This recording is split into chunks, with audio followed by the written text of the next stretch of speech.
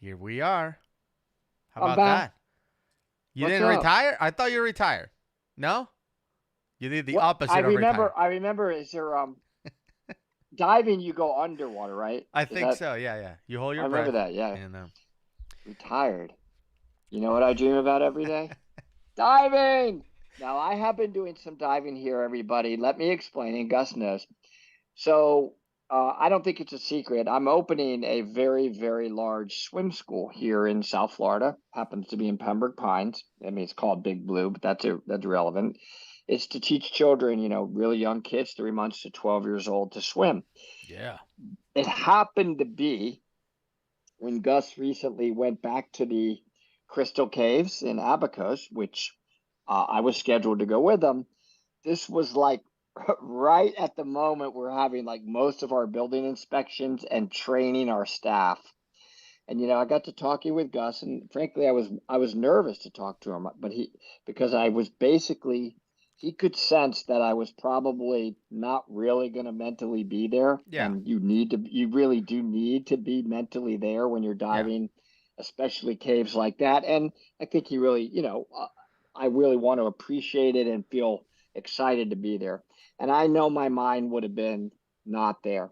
So we had a very healthy discussion. Gus is one of my best friends. He's like a brother. We're a partnership with Dive Talk. And I was excited that Benjamin could go, who is a great friend of ours. I love diving with him, and he could get to experience it. And honestly, that's the only reason I've been so busy here, which is going to free up in a few weeks. And then I'll be back full blown, regular dive talk and reactions and all of that. I have been doing some diving while I'm here in South Florida, just because, I have some free time every once in a while, not often. Hmm. But that's it, everybody. I can't wait to go back to the Crystal Caves with Gus, with Brian K. Cook, and pretty simple Can't wait. explanation. We're already I'm signed I'm up for next year. I'm working. I'm working too much. That's the bottom line. So that's really all it was, everybody. I'm not Definitely. sick. I'm healthy, and I miss everything related to Diving. diving, including dive talk. That's awesome. All right, so let's see if people have some questions starting from the get go. Today, by the way, we're giving away the D710. Where is it? I feel. Oh, here we go. All right, the OrcaTorch D710. It was OrcaTorch's anniversary. I think it was Valentine's Day. It was in February, and they asked me to please give away a D710, which is the best bang for the buck when it comes to lights. We get that question a lot, like which dive do you recommend? Which light do you recommend? And it's always like, well, depending on what you're gonna do with it. But if it's for regular recreational diving during the day, maybe some night dives, it's hard to beat the D710. So I'm glad that they gave us one to give this one away. Let's see if anybody has any questions. Yeah, I Let's just see. wanted to add that on I've said this before, Gus. They Mm-hmm. they were really backed us early on. You know what I mean? Yeah.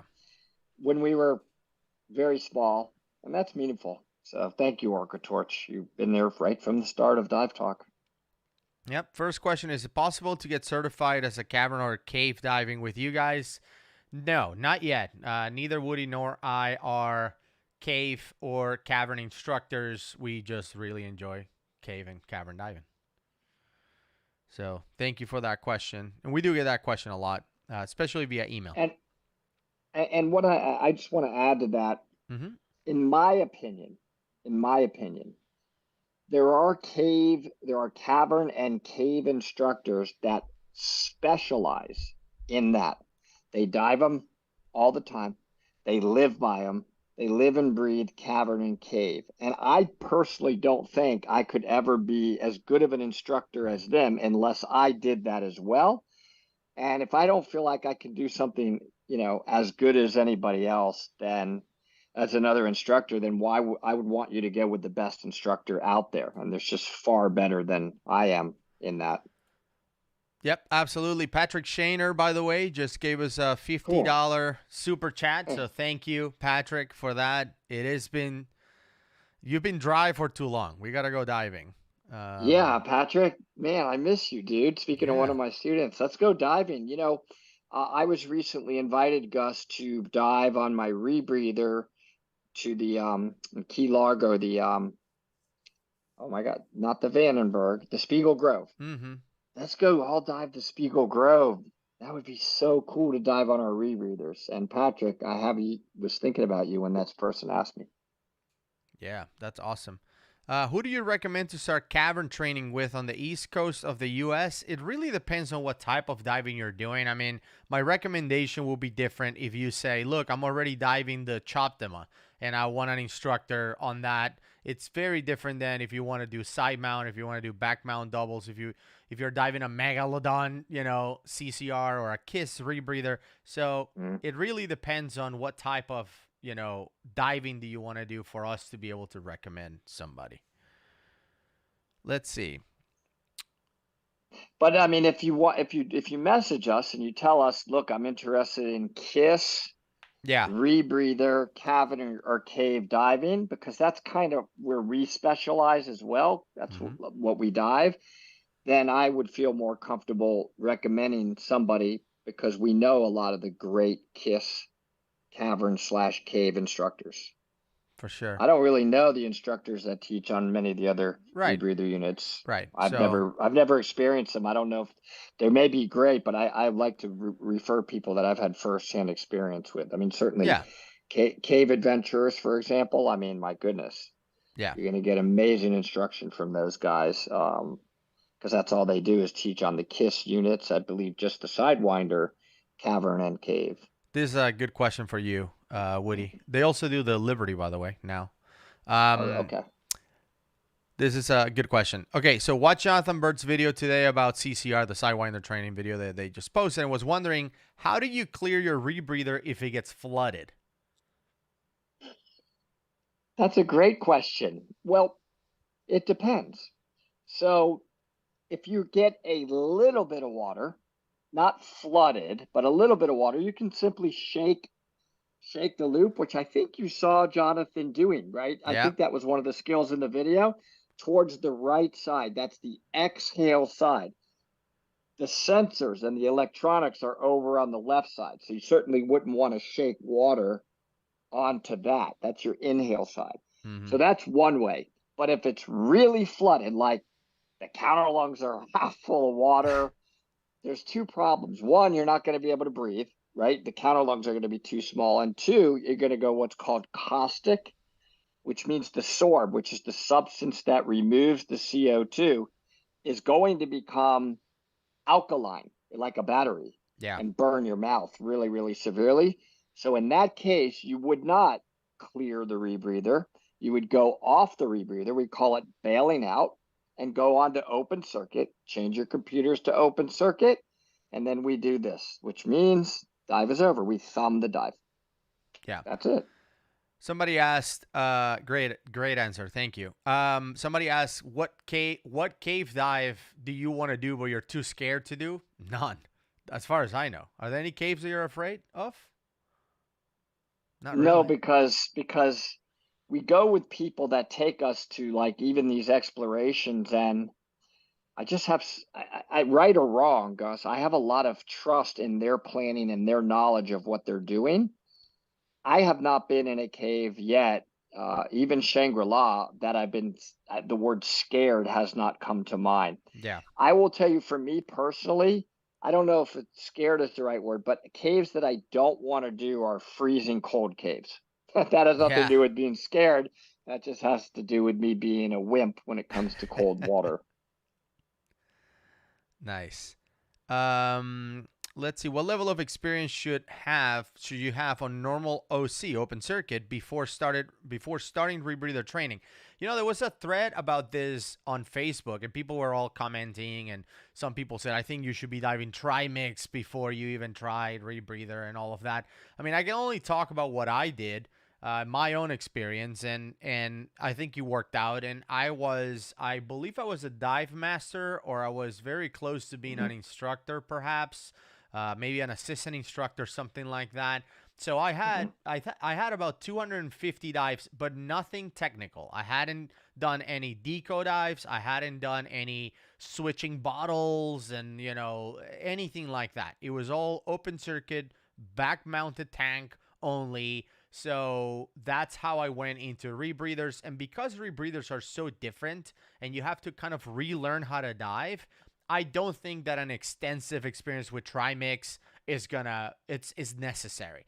Would it be good to have? Sure. If you're a trimix open circuit diver and you understand PO2s and the fact that you shouldn't be switching to that 50% gas deeper than 70 feet. Like if you know all of that stuff, of course, that's going to be a good thing to have for training, but I don't think you have to have it. How do you feel about that, Woody? I think that was a great answer. I just think that the one thing that I do think though that would help is that even on open circuit, you should be practicing good trim and good buoyancy. Yeah. It won't necessarily translate to being able to do it as proficient when you get on a rebreather, but you'll already have the mindset that good trim and good buoyancy matters and good kicks. You can certainly practice your kicks on open circuit. That would translate to being, good kicks for a rebreather, frog kicking, helicopter kicking, reverse flutters, and all that. Right. You said it. Everything else, I totally agree with what you said. Yeah. Have either of you ever went diving with orcas? Not yet. I hope so. What's your personal anti-fuck procedures for your mask? I use this thing called 500 PSI. It's always worked for me. Woody doesn't like it a lot. I think he burns his eyes. It's not. No, I think when no, it it comes doesn't. to no, Go ahead. I'm sorry. I No, was it gonna doesn't burn say my eyes. It's a chemical reaction. yeah. So some people, when I use that one, it doesn't clear. The mask fogs. And I've Interesting. asked a little bit about it, and there can be differences in your own, makeup of your air. Yeah, It's yeah, yeah, yeah. weirdly weird. Yeah, it's that's one thing I found out with anti-fog is that it's really a matter of personal preference and the way your body works. So for me, the 500 psi seems to be the best fit. Even if I'm doing two dives, I can just add it before dive one, and for dive two, I don't even have to do it. It just stays and it works for hours, so it's pretty good. Yeah. And also Let me get the depends. one that I use. Go ahead, keep talking. I want to show them Yeah, and also one that I use. the method, the way I do it is I add anti-fog to my mask like a long time before the dive, and I let it dry on it. So when I take it Mhm. off, there's more film on the glass. And So I yes, do the same thing, Gus. I yeah, I do the same thing. I do it sometimes even the night before, but like hmm, right when I get on the boat. The one that I use, I love this one. I yeah, absolutely, it's my favorite defog that I've ever used. I mean, you just put a tinge on the tip of your pinky and rub it all around and let it dry on there. You do not have to wash it off with water and it'll dry clear. And for some reason, this one works really good. One other thing that I like to tell people is they'll say, well, I keep adding defog and it keeps fogging. You probably either didn't scrub it really good the first time mm, to get the film off of it that is left on it, when it pops out of the mold from the manufacturer, or it's built up a residue and you need to re-scrub the mask. And I like to do that with a toothbrush. I'm scared to burn it. I know some people say burn it, but I don't know. I take a toothbrush and I use like the scrubbing stuff you can buy at a dive shop, and I do that every once in a while, and that helps a lot. yep, The one I use, we're not sponsored. I don't get anything for telling you no, about this. right. Just telling you what works for me. Let's see. Should I modify my back plate to accept a side mount to learn how to dive side mount without buying a setup? You should This is a probably. Gus answer. He's really good with No, this stuff. I would say just work with an instructor. Your instructor will set you up, just give them that information that you don't want to buy a full setup yet, and they'll figure it out. In a lot of cases, honestly, instructors have so much gear that they'll be like, here, just try this wing so you can start practicing with something else. So I wouldn't make a recommendation there. Let's see. Ever had a quick scare in a cave or regular open circuit? I had moonfish crawling up to me and never seen it before I turned around. It was right in front of me. Okay. I mean, that happens a lot, but never really super scared like that. I see the question, what is the coolest cave you have been in? I think that we would both agree overall, it still is the Crystal Caves. Ralph's You know, Cave. Gus has actually been to Glass Factory, even though I was there at. I have been to Ralph's Cave, but I haven't been all the way to Glass Factory because I was on my Spirit, and you really need to be side mount, which is the Yeah. Sidewinder. But with that, I would say that the coolest. Let's see, how do I word it? The most thrilling cave experience that I've ever had. Maybe the word thrill would be recently for me, where I got to do, and so did Gus, where we got to do cave exploration in Mexico. Because, wow, you're finding new passage where nobody has ever gone before. So, two different answers: beauty Yeah. versus just the pure adrenaline thrill of, you know, they're two different experiences, but they're both will stick in my mind for forever. Dude, wait till you go back to Ralph's and Dan's Cave. You're gonna be looking at every hole and being like, "What's there? Let's go there. Oh, Can I really? lay line that way?" Yeah, it's That's funny. unbelievable. It's So like now you're you have that mindset. exactly, and you can see it on the videos. I'm circling every hole to Ben. Like, what's there? What's down there? Yeah, That's really funny. And Brian's like, dude, Brian Kickock, he's probably like, dude, so you really don't think I looked already down every one of those nook and crannies? But you know what's yeah, funny? You can miss one. yeah. Absolutely. You could spend years looking, and then all of a sudden somebody sees a little difference, and you can He find a whole new he passage. missed Glass Factory. He missed it. Right? Wow. Steve Bogarts found Glass Glass Factory. factory. Yes. Yeah, no. And if you Ooh. talk to him, you can see that he's still like bitter about it. He's still salty about it. He's like, you know, all Steve did was look up and saw a hole in the ceiling. It's like, well, you didn't. So he found it. uh, Yeah, that's a pretty big find. yeah. What things do you want to see up close on the water? I mean, there's so many things. Um, yeah, so many I think fish I and still want things. to see. I want to see one of the big whales. I haven't seen like the big giant whales. Yeah. When you cross over, it's a good question from Terry. When you cross over from a Spirit to a Sidewinder, how long would you say it takes to get comfortable? What do you think, Woody? Um, I think the configuration of the Sidewinder, right, the setting it up and getting it to fit you Mm-hmm. is a bit of a challenge that I definitely say you need to be with somebody like a cave adventurers or whatever that are just experts in tweaking it and setting it up to fit you. Mm-hmm. Once it fits you, Terry, because it's hard to fit it. It is. It's hard to get it to fit you right. You may have to dive it a few times and you'll find you got to move this or that. But once that is set up right for you, frankly, the procedures are 100% the same that you did with the Spirit. It's the same unit, except for the scrubbers are on your side, but it's the same exact functionality as the Spirit. Does that make sense? I think you'll find being in trim and buoyancy is way easier once it's set up correctly. Right. But you're going to get frustrated with it when it's laying down and you're not able to get in it at first and it's not set up perfectly for you. It takes a minute. Yeah. That's what I was gonna say. I'm like, once you're in the water with everything on you properly, it takes 5 minutes to get comfortable. If you're used to the Spirit, right? Yeah. It's the same unit. But putting it on is the challenge. Yeah. People are asking when we're doing an online class again. We have to do Oh, some we ecology are class. actually, well, we're actually talking about planning a nationwide enriched air class. I Yeah. mean, we haven't put the details together, but we have through IANTD gotten permission to do that Mm-hmm. nitrox class, and we'll have to video you actually analyzing the gas, and then we can certify you all virtually. And that's something that we're going to do Yeah. um, pretty soon. Online nitrox class is gonna be awesome. Do I'm you guys go? waiting for you, Terry. By the way, I've sent you all the information. I know you're out there with all that info to transfer over. Do you guys go CCR cave immediately, or do you take open circuit intro and open circuit cave first? Nope. Just No, CCR cave. absolutely.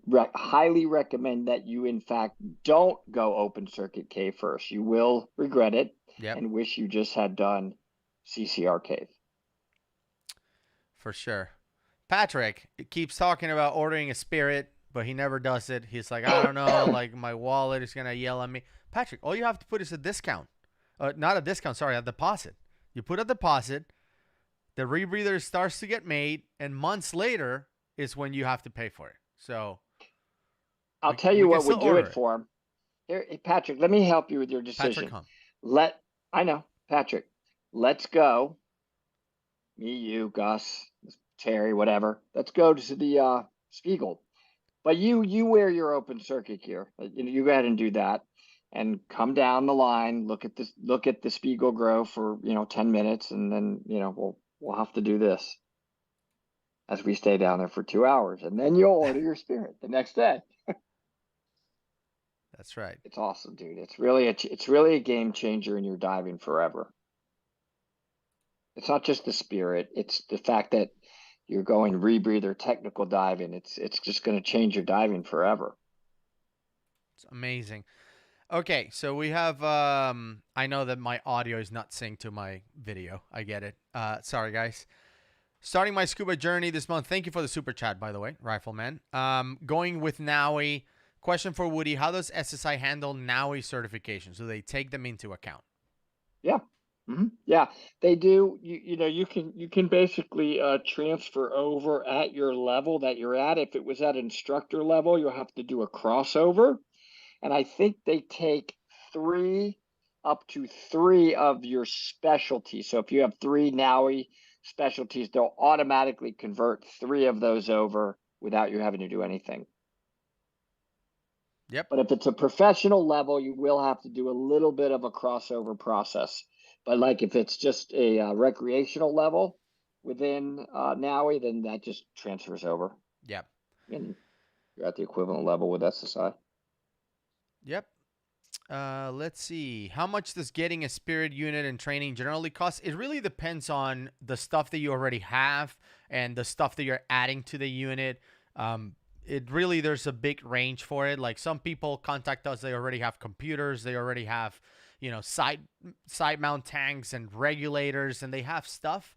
And it's like ordering a car. Like, how much does a sedan cost? Well, is it a Corolla or is it a BMW M5? Like, it's really depends on how you put it together.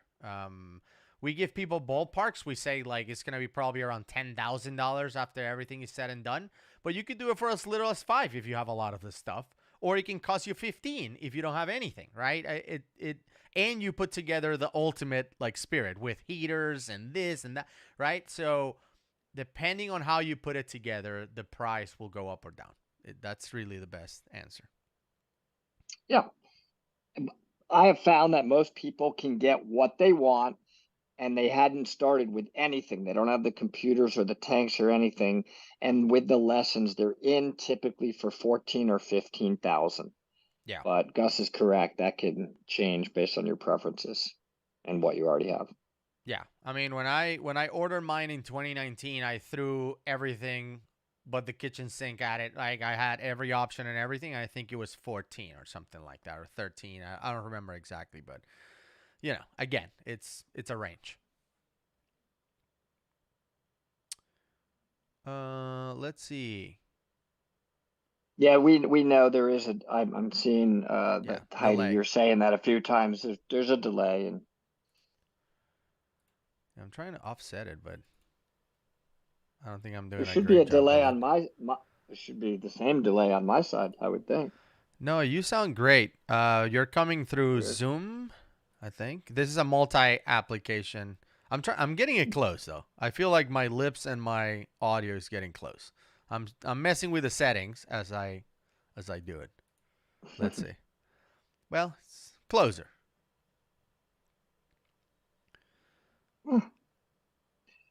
Let's see. I'll read while you're working on that. Yeah. How do you balance your careers, diving and YouTube? And I think that's an interesting question. I really do. So I've said this before. Honestly, for me, if I'm not working, I'm diving. Does that make sense? Like I Yeah. don't really have much of anything else in my life. It has been that way for so long for me that it's just automatic in my brain that, oh, I'm not working this next weekend or for a week. where are we going diving? And I think that is actually becoming more of Gus now as well. If we're not working, where are we going diving? It's just part of our lives. With that said, lately work has affected my ability to teach because teaching takes a tremendous amount of time on the instructor if it's technical rebreather teaching.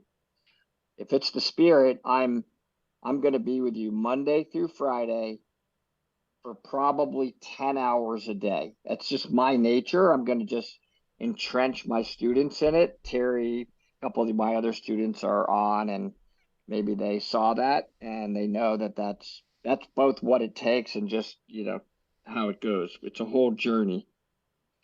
So it's hard. It's hard to balance it. Yeah. But if you make diving a part of your life, being that when you're not working, you're just diving, then diving can be a big part of your life. Now, with that said, you may have your spouse say diving's taking over your life and I'm no longer part of your life.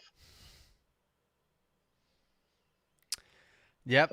So you have to deal with that. Abby's asking a good question. Do you guys have any advice for me? She's getting CPR and first aid certified tomorrow. There's no perfection. I've just taught another CPR class, lifeguard, Red Cross lifeguard. I teach that now as well. There's no perfection. They're recommended procedures, and you do the best you can. And you will find that once you have these and you also become an emergency first responder, you will react. You will feel confident reacting if you ever need to. I literally just had to, Gus saw it. Yeah. A guy wiped out on a motorcycle here in Florida with no helmet and his head was bleeding pretty bad. And you just go into, hey, I'm an emergency first responder. Can I help you? The guy was like, absolutely. And took gauze, pressured his head, took a towel over that and held his head still, just sitting there on the pavement with him until the paramedics come, and they were really happy about it. So yeah, just don't think there's this perfect, don't overthink it. Yeah. That would be my best suggestion. Yeah. Another related question. Do you recommend getting DanDFA Pro instead of getting a free AHA standard first aid CPR training? Is it worth the cost? It really depends on the instructor. Like, I've been lucky that when I took my first aid CPR class, the guy who was teaching the class was a medic in the Army, in the U.S. Army. So he knew everything when it came to like bleeding and all that stuff. So he was great. And then the second time when I took it with Dan, it was a guy who was a paramedic on the helicopter here at Grady Hospital, flying in a helicopter and dealing with people after bat wrecks and stuff like that. I couldn't care less what agency they were coming from. The instructors themselves were amazing, and that's really what it is. So if your AHA free training is taught by someone who's very knowledgeable and they've done it for real, that's worth more than paying $250. But if not, paying the money would be better just because you get a better instructor. So it's never a guarantee. It's hard, right? You show up at a class, you don't know who your instructor is going to be, but really is about the instructor, not so much the agency or who you're learning under. And that is applicable also to scuba, by the way. Let's see. Here's a good question from Christian. I'm about to buy a dry suit. Any more recommendations? Would love some input. Neoprene or Trilam? Well, neoprene that's for really, really cold water. I mean, you're going to be really buoyant in a neoprene dry suit. Yeah. So we both have Trilam dry suits. I happen to have a Bear custom cut, but cave cut. But Gus has a fourth element, excuse me. I'm thinking Trilam. So fourth element, and they're amazing. And we are a dealer, so we can help you with the measurements and everything else. And they're fantastic, and they're a little less expensive. If I had to do it over again, I'd probably go fourth element, not because I think they're better, but just because they're just as good for less money. That would be my best way of explaining it. Yeah, absolutely. Let's see. Do you all do training? Do you have some rebreather of your own to get the class? Do you all do training, and do you have to have a rebreather of your own to get the class? Not really. I know that in some cases, instructors will have a spare rebreather and you can take it with their unit. I just did that actually. I took a sidekick training with Brian Kcog's backup unit, and it was fine. But for the most part, if you're buying the rebreather, I would advise you to take the class with your unit, because the first thing you do is assemble it, right? With an instructor next to you, making sure everything is done correctly and everything works. And then you learn with your unit. You modify the weight, you know how to attach things to it, because that's the unit you're going to dive going forward. Like, I just did a whole class, 5 days, 4 days of diving with a sidekick that is not mine. So when I get mine, I'm going to have to relearn how that one behaves and all of that. It's better if you have your own unit, but not absolutely necessary to do the training. Hey Barry, this is a pretty good question. Thoughts on investing in personally owned emergency O2 recovery kits? I feel like this is an overlooked item. Basing trust on the responsibility of others to be in proper condition, really not big dollars. Where are you going to be diving? Like if you and I are going to go shore diving on Fort Lauderdale and nobody else is going to be around, we need our own emergency gear. I have my own O2 kit and so forth and so on. But if you're going to just be doing lead boat dives all the time with chartered boats, they're always going to have all that gear. And I would say you really don't need your own. But if you're going to be out there diving on your own boat, for example, your own shore diving and so forth, then absolutely you must have that. Yeah, absolutely. All right. Let's see. To terms of, I see that Terry, you're adding a comment on that previous conversation in terms of Dan versus another agency. I do think that is valid. Dan will focus heavily on dive-related ailments, and there are different procedures than your basic O2 administration and emergency first response procedures for diving versus other ailments. There are differences in the actual procedures that you do. So you may want to keep that in mind if you really just want it for diving, and also just make sure that that other agency you mentioned, that will count as a rescue diver certification for whatever agency you're going to be wanting that for. If that's another reason you want it, make sure it's going to actually count. I don't know if SSI or PADI or whatever recognizes all of them unless they're dive focused. I meant to say that before, but you reminded me, Terry, so thank you. Yeah. That's awesome. Let's see. Wow. Scuba Girls is a member for 19 months. Isn't that amazing? That's what it says. Thank you. Thank you so much. Especially for our van fund that we're trying to build this incredible van out right now. Do I need an instructor to switch to a primary long hose regulator setup, or can I do this with a buddy in a pool currently using a standard PADI reg setup? You know, a lot of the gear and stuff is really a personal preference thing, and I saw some questions earlier about what are your thoughts on donating primary versus passing an Octopus or whatever. Different agencies have different standards. I personally like passing the primary just because I feel like I'm not the one panicking. The other person that is out of air is, and they're going to go for my mouth anyway because that's where they know the air is coming from.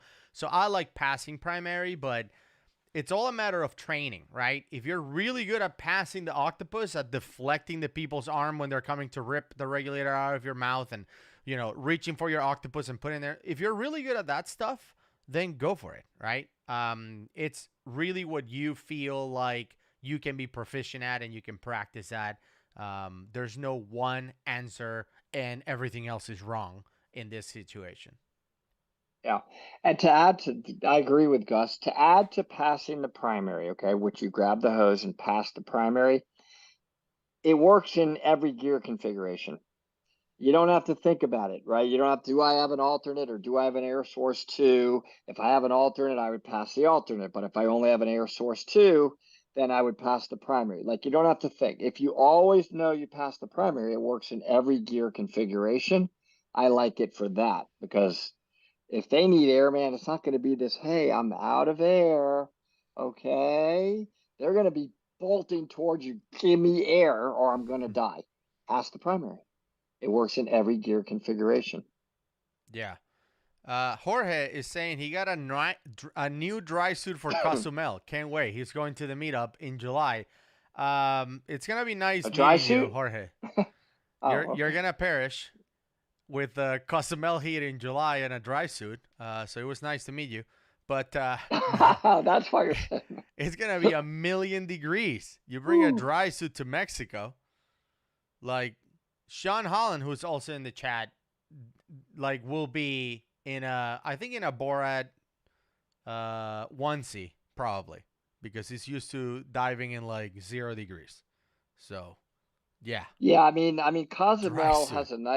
has a nice warm current. I am the biggest wimp in the world when it comes to temperature. I'll be in a 5 mil wetsuit with a hood, not a dry suit in July, because on that boat, man, it is boiling hot. Just keep that in mind. Yeah, it's gonna be nuts. So hot. Um, let's see. Do you recommend a shorty or a wetsuit at all for Cozumel? I personally like a full wetsuit. I don't see the point of shorties, but I Yeah. know that people like them. I will be on a 3 mil in Cozumel. I would not recommend a shorty in any situation ever with diving. I know some people don't like to hear the word ever, but I Mm-hmm. just don't think it makes sense. You're exposed to marine life, jellyfish, scrapes, and I think that a full wetsuit is better on your trim and buoyancy than a shorty. And certainly for warmth, I want my whole body covered. Yeah. While the Sidewinder is likely preferred, can you dive most Florida caves with the Spirit? I would Hmm. say Hmm. most tourists, quote unquote, Florida caves, the more usual ones. I think the Spirit is fine. I did my class in the Spirit. Woody did his class in the Spirit. I did the CCR DPV class in the Spirit. I think Woody started like that, but then switched to the Sidewinder halfway through it. I don't blame him.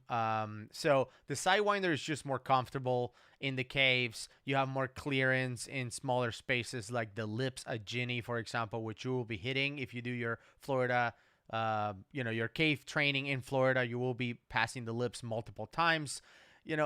Places like that, the keyhole, places like that are easier with a Sidewinder. So can you do it on Spirit? Totally.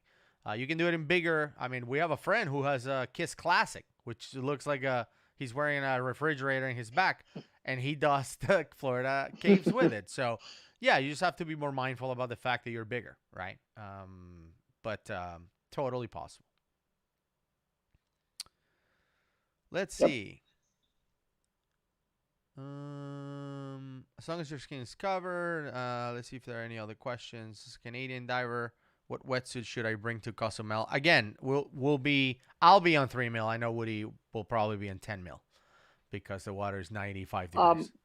I'll do 5 mil, but yeah, I guess if you add the vest and hood, it, Oh it my could be god. upwards to 10, because I do get cold. Even if the water temperature is below 84 degrees, I am it's tough. Yeah. Mike is asking, do we have any rig preference for DPV jousting? I mean, I don't know. We have to bring it back in Oh yeah, 2023. you mean Joust 2, which is Yeah. coming? Joust too. The Reckoning. Uh, That's hilarious. uh, Um, I've been thinking about some new techniques. I think mm, they figured out my game, so I need to change it up a little on them. mm. And I'll discuss that in the reaction to Joust 2 of what I changed up and hopefully why it worked. I'm gonna try to be a little bit, Yeah. well, I don't want to talk about the propeller. I did not mean to get anywhere close to anybody's propeller, Well, even though you accused me of that. I know it still every did. time. Why? I mean, it's just got in the way. I will say that we are considering, because some people are asking if we will be willing to come to California and meet people. We're considering doing an event because the meetup. Here's the thing. So a lot of people reach out and ask us to dive with us, right? We unfortunately don't dive full time. We're not full time divers. So we dive once in a while, and most of the Wish. time, we're in caves. We have a plan. We have a mission for the dives. So the reason why we did the meetup is to give people the opportunity of diving with us and other speakers and with each other for a week, right? That's the whole point. But then some people are like, look, I can't just take a whole week off, or I can't go to Mexico. Can you do something more local? So Woody and I have been talking about perhaps doing like a mini meetup, like a 1 day thing where we get together at Orange Grove, which is in Cave Country in the middle of Florida, and just have some people there. If you're not a cavern diver, we have Benjamin, who's a cavern instructor. He can probably take you in the cavern, give you like a tri-cavern course. And obviously, we will charge for that because there's a charge associated with that. It's an agency, it's a legit course, right?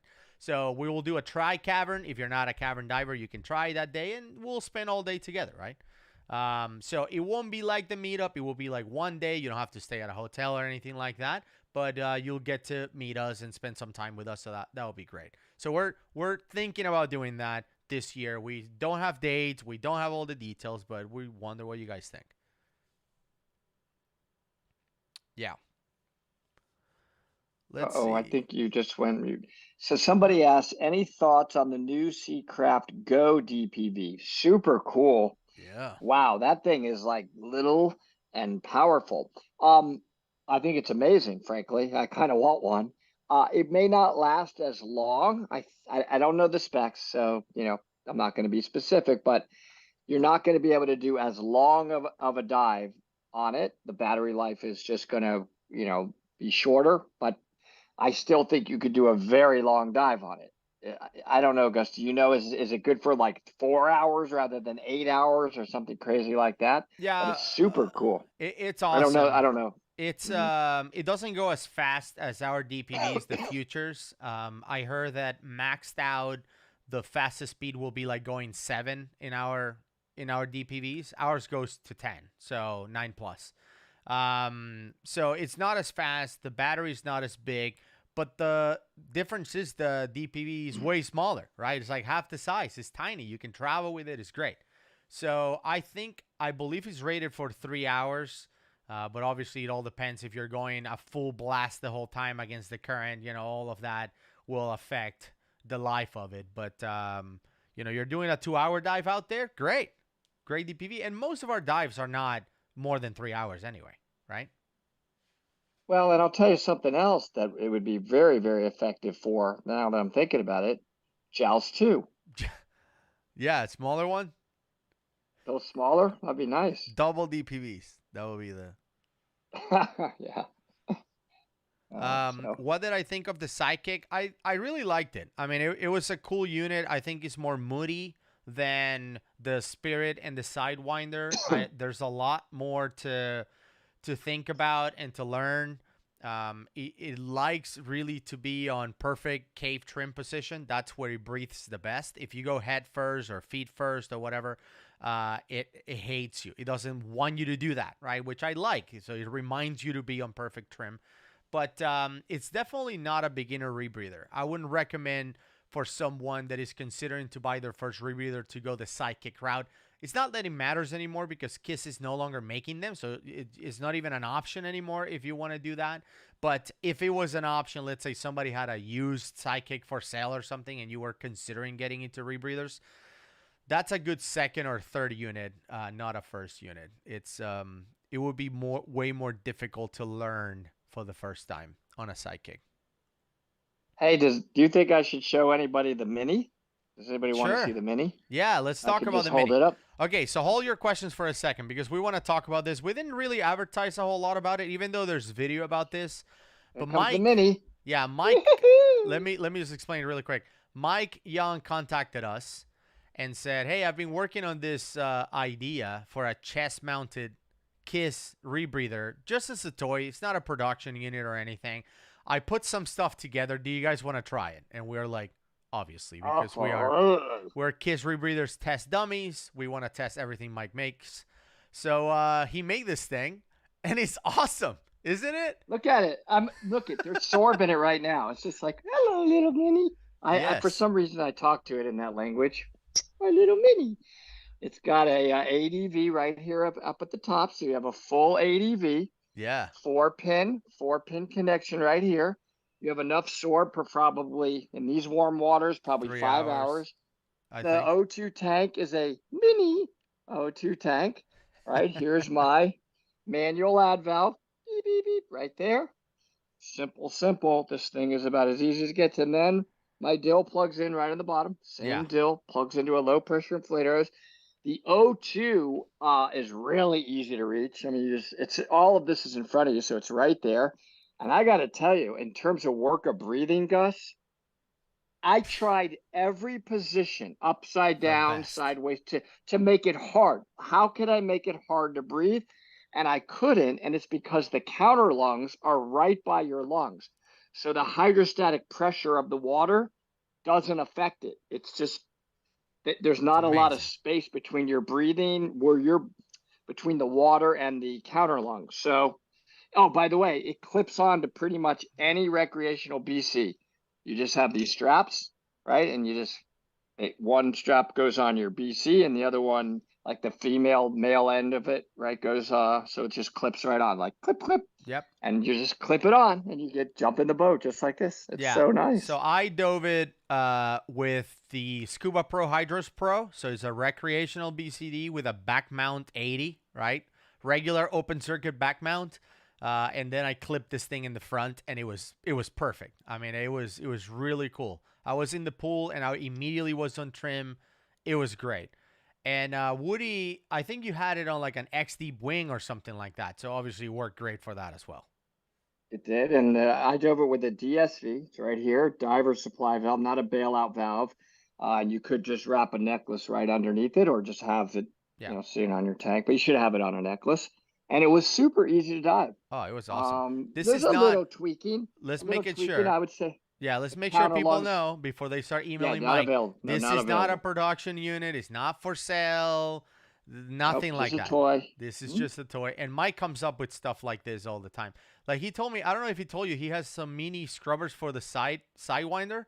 It's like for less than an hour dives, and they're like super tiny scrubbers. Nice. He'll just come up with ideas like that. And obviously we're like, yes, we'll test. I'm gonna put the Minnie back in its mop bucket. Good night, Minnie. Bye-bye. I love my little Minnie. It really is cool. Best worker breathing of every unit I've tried. It's really cool. And by the way, the Minnie is not the official name. That's Woody's name. He gave it the name Minnie. I think it should be the name. I think they should make it official. By the way, everybody's calling it the Minnie. I'm just saying, when you see it, you're going to be like, it's a mini rebreather. Everything's minimal. The minimal scrubber, minimal size, minimal worker breathing. Right. Anyway, it's a lot of fun. Yeah, he asked me what did I think about the name. I said you should name it Black Ops because it reminds me of Draeger rebreather, the Navy SEALs use. That's what it reminds me of. So I'm like, it should be the Kiss Black Ops. It sounds badass. And then you came in like Meanie, and I'm like, what? It's like the complete opposite of what I was thinking. If we took a vote, people are gonna be like, it's the Minnie. When they see it, it's a little Minnie. The Kiss Minnie. They should just call it Minnie, and that'll be great. It's a lot. It's really fun. Really fun. Somebody asked us if we've tried the Sidewinder 2 yet. Not yet. We haven't tried it, but hopefully soon. I think they're making some more adjustments for it. Ed Sorensen did some testing on it recently in Mexico with Patrick Widman, who was a lot of the brains behind it. And Ed, as you would expect, had some suggestions, and they're going to try to implement those before it really becomes official. Yeah. Okay, so for everybody who is tuned in and people are asking like, did I win, or who won and all of that, I think we should just go ahead and pick the winner. I'm going to do it on another screen. Okay. You guys can trust me that I'm not cheating. I don't care who wins, honestly, and it's going to be random. But by the way, before we choose a winner, we will never ask you for money to ship this thing or taxes or handling fees or whatever. It's going to be 100% free. So I know there's going to be a bunch of scammers commenting below, telling you to contact them. I've been getting emails from people saying, is this you reaching out to me on WhatsApp asking for money? No, we will never reach out to you on WhatsApp or Telegram or Signal or any of these other applications. We'll never ask for money. We will only pick the winner here. The winner will contact us via email and we'll arrange to get it delivered 100% for free. Okay? Don't get scammed. You shouldn't even have to ask if it was us asking for money. We don't ask for money for winners, for prize winners. So just making sure. The only condition to win is to be publicly subscribed to Dive Talk on YouTube. That's it. So keep it as simple as possible. And depending on how you guys behave, I might give you a glimpse of the prize for next month, which I have here on my desk. All right, here we go. Okay, so I picked the video. Let's see. Filter duplicate users. Get YouTube comments. Let's see how many do we have. All right, 397 entries, Woody. 397. Great. Okay, so here we go. I'm going to click on the button. Where is the button? Okay, here we go. Pick random winner. Start. Beep, beep, beep, beep, beep, beep. All right, Jean Ramlow is the winner. Says that she said that she wants to take the light to Lake Superior. She wants to use it in Lake Superior. Jean Ramlow. Now, again, let's make sure that she's publicly subscribed to YouTube. Let's see. Unfortunately, Jean is not publicly subscribed to Dive Talk. I'm sorry, Jean Ramlow. If you're here, you're not publicly subscribed, so we're gonna have to pick another winner. I'm sorry about that. So there you go. Now you know it's not fake. Okay, here we go. Pick another winner. Okay. And now David Maruka. Comment was, would love to bring it into Peacock Springs. Okay, that's great. Now let's see if David is publicly subscribed. Another one who's not publicly subscribed. David Maruka. Wow. David. That hurts. Come on, guys. You have to show that you're subscribed to Dive Talk, and there's no way to see it unless you publicly subscribe. So here we go. Third time is the charm. Good luck if you're watching this live. Hopefully you win. All right, here we go. Picking another one. Taco Truck. Somebody named Taco Truck just won. Dos Ojos. So Cenote Dos Ojos. That's where they want to take the light. Thank you. Thank you, Vendetta, by the way. Vendetta Prospecting for the super chat. Man. Thank you so much. Yes. No, don't tell me. Taco Truck is also not publicly subscribed. What's going on here? Taco Truck. I love tacos. That's terrible. Especially from a taco truck. All right. We got to go again. Here we go. You guys ready? Crazy. It's a roller coaster of emotions. Okay, so the winner is Rob. Just Rob. Maybe I was too late, but I would dive it in Monterey, California. Terrible this, he says. Let's see if Rob is publicly subscribed. No. Nope. Not publicly subscribed either. I mean, is there a way? wish I Are could people filter. just not understanding how to publicly subscribe? It's sounding like maybe they just don't know how. Oh, man. I don't know. I mean, we've talked about it in the past, but we might have to include the instructions on every video. It's through the privacy settings. You have to show that you're publicly subscribed. We can't see it unless you give permissions to see it. Okay, here we go. Next winner is Francisco Tirado. I am planning a night dive on the Benwood down in Florida. Beautiful wreck. Let's see. Francisco. is publicly subscribed to Dive Talk. So Francisco, you win the OrcaTorch D710.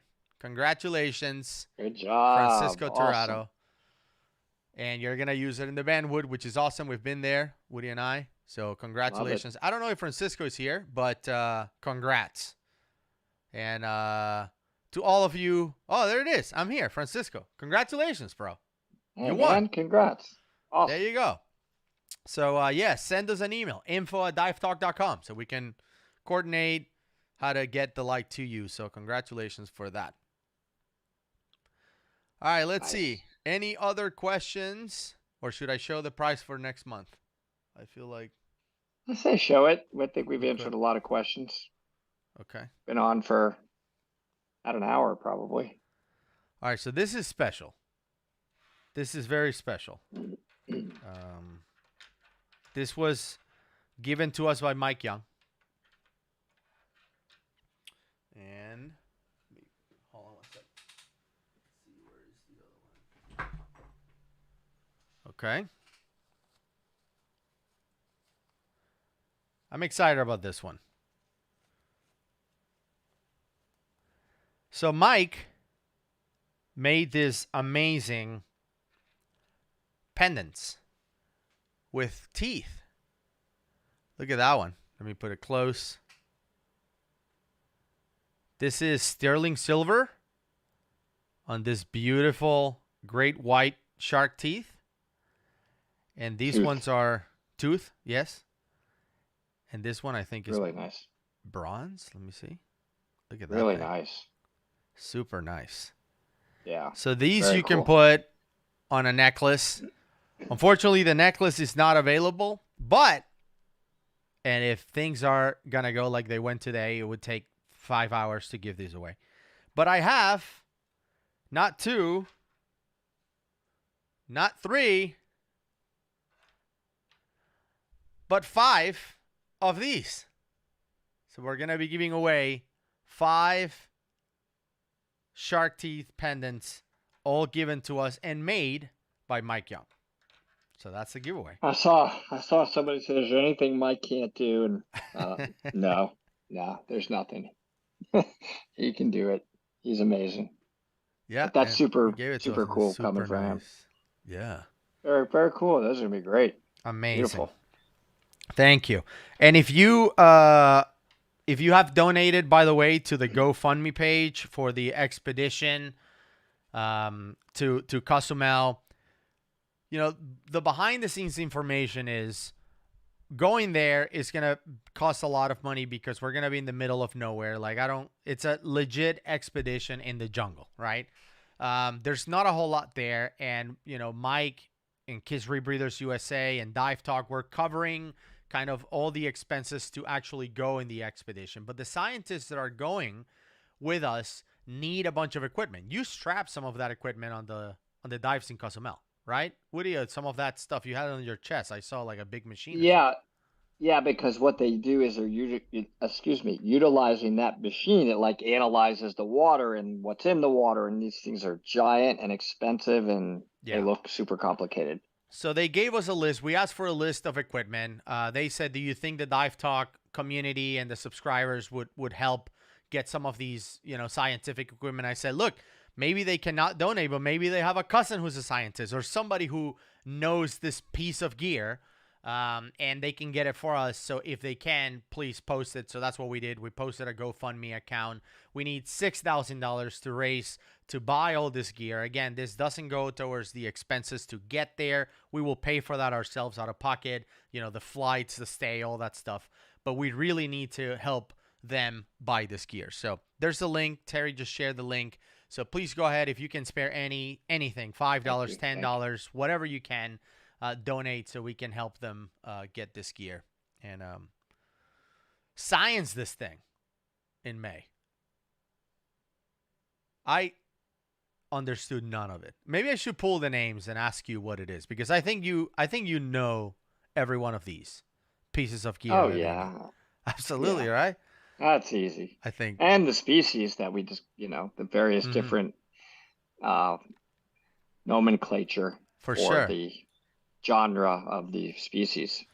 Yeah, so they need a Sanger sequencing device. Sanger, Sanger, maybe Sanger. I don't know, but you tell me. What's the Yeah, Sanger sequencing. And what we do with Mm, it is that's a way of sequencing the various um, water temperatures as they sanger through the rocks. wow, Ish, people are taking their maybe. donations back. Um, all right, how about Okay, that was funny. how about Oh, that was how really about this? funny. This right here, I don't Oh, know. I feel like I'm a little. I have no I idea. didn't get it. Multi-parameter sun maintenance. What's that? What do we use that for? Multi-parameter sun That is maintenance. to protect us from various elements of the sun. Like you may need one type of protection, I Hmm. may need another. So all of us can Ah, be protected I see. both above water and in the cavern zone. That's weird. They spell sun Sonde, but you know Yeah, that's the old way. that. Oh, that's Latin for sun. It could be Greek or but it may be Latin, either one. Oh my Or just God. I think they both use that word actually now that I think about it. So Right. as you can see, we are also part of the science team, which is obvious from this discussion. Obviously. Yeah. Exactly. Let me So. tell you what I do. Let me tell you how I do it. The genius scientists are like, Woody. All I want you to do is strap this thing Just from carry here and this. here and go down into the cave. Don't touch it. Don't look at it. Don't sing to it. And I have the giant device on me beeping. I see lights on it and stuff. And I'm like, okay, Yeah. that's the science that I do. Dude, by the way, when you're in town, we gotta open. We have a new box from snacks from whatever around the world. They send us another one, and it's been just that sitting was here. It's been sitting here in my office. I that was don't a even good know day. what country's from. Let me see. They were delicious. Oh Look at wow. this. Thank you. I think it's Yeah, that's Jorge. Jorge, thank you so much for the super thank chat. you, Rory. So we got Really this nice. box. I haven't opened it. You want to see what country's from? Should we open it? No, let's open it together. I mean, because Okay, all right. I'll leave it. I'm looking forward to Okay. opening that up. All right. I'll keep it That for when you looks. come back. They had me a treat. What it says on the top. Yeah, exactly. I don't know what country's from. I haven't opened it. But we got that new box, and it's been sitting here in my office. Can't wait. Okay, so let's answer 3 more questions. So, guys, you have any questions? We'll answer 3 more, and then we'll call it a day. Again, stay tuned for the video for the next month's giveaway. This is not it. We will make a video for next month where we're gonna give away the necklaces. Your comments there will be the ones that we're gonna consider for the giveaway. So. Any Do you thoughts have any? for a new I like this. diver? Oh, All right, go ahead. Go ahead. I'm sorry. Do you have any? Oh, you're reading the same one. Do you have any suggestions for getting my friends into diving? Hmm.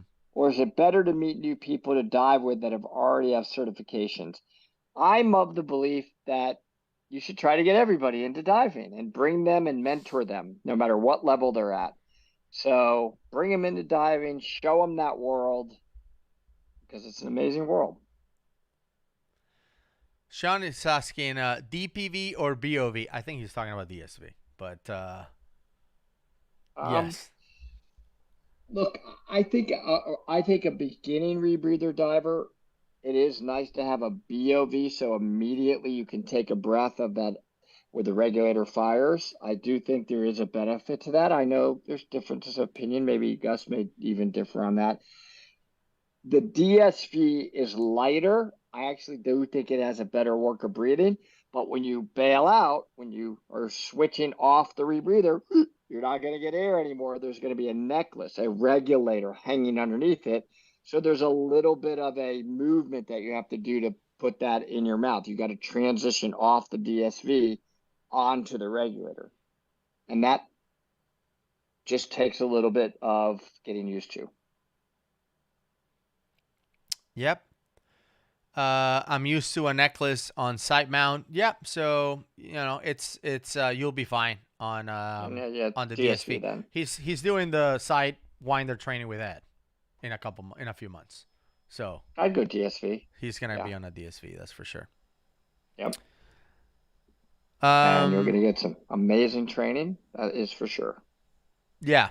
Woody, you're always notoriously cold. I recently did my dry suit certification in 35-degree water, which was Mm. interesting. How was your experience with adapting to the cold? I don't think you've ever adapted to the cold. No, You haven't done that. what I did is I knew I was going to be doing some colder water diving, and I went out and bought the $2,600 full Santee heated garment where I'm heated pretty much from here to here. Gus remembers looking at In the the mind, yeah. steam coming off my back. That's I'm how like, I had that baby cranked up. It's like you're steaming out your dude, back. you were a mess. It was like all this smoke coming off of you. I'm like, are you okay? I It was was like, I'm crazy. perfect. So Uh, that's how I got used to it. I just bought the gear necessary to allow me to do that. Best advice to get better buoyancy. I would say, get really good at diving with the minimum amount of weight that you can. Being excessively overweight makes everything exaggerated. Right? You dump a little bit of air, you plummet. You add some air, you skyrocket. It's just really, really hard to nail buoyancy when you're super heavy, right? So try to Mhm. lose all the weight if you can, or as much weight as possible, right? Just have the minimum.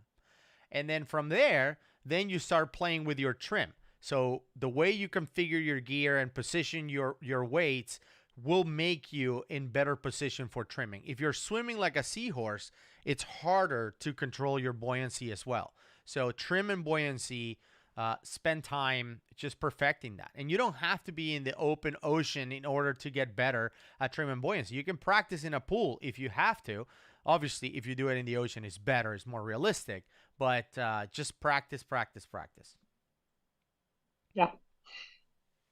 I will tell you that for me, a dry suit actually helps a lot as well with trim, particularly when I'm on like the Sidewinder or a rebreather, Mm-hmm. because I tend to I now have got my weight on my rebreathers such that I never ever add air into the BC. Believe it or not, I never touch it. I can do it through the counter long volume or the dry suit, and it really helps. Which gets back to Gus's point. I'm just reaffirming his point. If you're weighted properly, it's way easier. Will it ever be technically possible for anyone to dive or study all the way to the bottom of Devil's Hole in Nevada? The answer is we don't know because we don't know how deep it is. How deep it is? Yeah, okay. Yeah, I was right. It just could about to be ask how it deep. could be 4,000 feet. And in that case, the answer is no. Nobody's gonna dive to 4,000 feet, right? So we don't know how deep it is. We don't know the answer to that. By the way, somebody gave us a super chat. Every Yes, dollar Phil. helps. Phil Thank you. Burgess, thank you so much for that. Thank you. We appreciate that. All right, last question. Let's see. Um, let's see. Let's see if we have a good question to wrap it up here. Thank you for the Thank you, super chat. Drunken Butter Tech 800 USA. Nice, nice name. Um.